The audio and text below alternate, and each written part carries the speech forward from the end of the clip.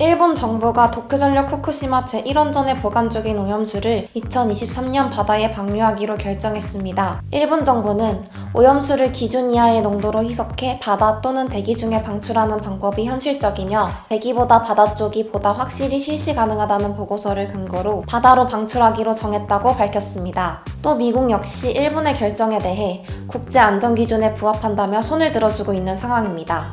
하지만 일본의 이런 주장에 한국과 중국 등의 인근 국가는 물론 일본 내의 지자체와 수산업자들도 바다로의 방출을 결사 반대하고 있는 상황입니다. 일본의 오염수 방출은 어떤 문제를 야기하길래 이런 거센 반대를 받고 있는 걸까요?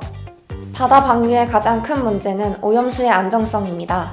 다핵종 제거 설비인 알프스로 1회 정화를 했을 경우 오염수의 70%에는 인체에 영향을 미치는 세슘, 스트론튬이 기준치 이상으로 남습니다. 도쿄전력은 이에 알프스로 2차 처리를 했기 때문에 대부분 기준치 미만으로 떨어졌다고 주장하지만 구체적인 정보는 공개하고 있지 않고 있습니다. 인체에 직접적인 영향을 미치는 것은 트리튬, 즉 삼중수소입니다. 삼중수소는 12.3년의 반감기를 가진 물질로 물과 화학적 성질이 같아 알프스로도 제거할 수 없어 물로 희석해 방류를 할 수밖에 없습니다. 후쿠시마 원전 내 오염수의 삼중수소는 리터당 평균 58만 베크렐 수준으로 이는 일본 기준의 6만 베크렐을 크게 넘어섭니다.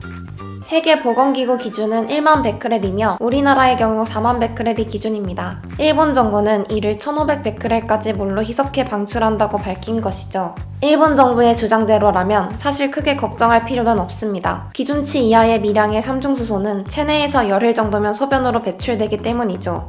하지만 삼중수소에 장기간 노출되면 얘기가 달라집니다. 일본의 오염수 해양 방출로 인해 오염된 바다에서 난 수산물을 장시간 섭취한 사람은 신체 내 방사성 물질이 축적될 가능성이 높습니다. 삼중수소가 인체 내의 정상적인 수소의 자리를 차지하게 되면 베타선을 방사하면서 삼중수소가 헬륨으로 전환되는 핵종 전환이 일어납니다. 이 과정에서 DNA가 핵종 전환이 발생하면 유전자가 변형되거나 세포가 사멸하고 생식 기능의 저하 등이 발생하는 등 치명적인 피해를 입을 수 있습니다.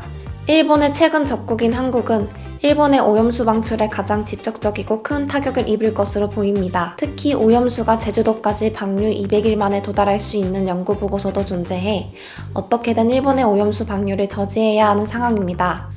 총 6기의 원자로가 있는 후쿠시마 제1원전은 2011년 동일본 대지진 당시 1에서 4호기가 폭발한 후 원자로 온도를 낮추기 위해 주입된 냉각수 외에도 빗물, 지하수 등 유입으로 오염수가 하루에 160에서 170톤씩 늘어나고 있습니다.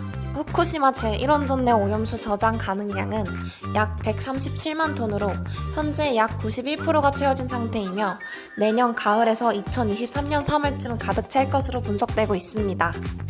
그동안 전문가들은 일본 정부의 대형 탱크에 저장하거나 콘크리트로 막아버리는 모르타르 고체와 처분을 제안했습니다.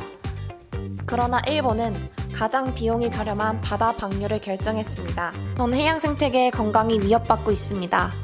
한국은 물론 전 세계가 일본 방류 결정에 경각심을 갖고 대처해야 할 것입니다.